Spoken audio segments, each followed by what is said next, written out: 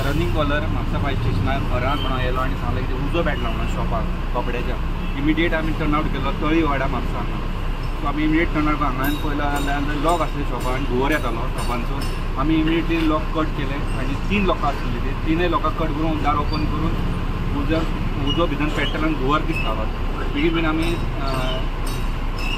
Smoke एक्झॉस्टर घातलो आनी भितरसून धुंवर भायर काडलो आनी उदक मारलें आनी फायर फायटींग करून कंप्लीट एक्सटिंग्विशन केलें. कसो उजो लागलो बीन कितें कळ्ळें?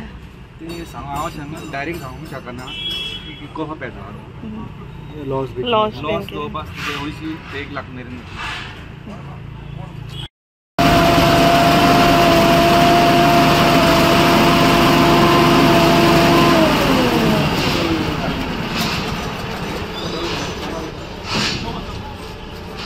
तुम्ही पळयतात GNH.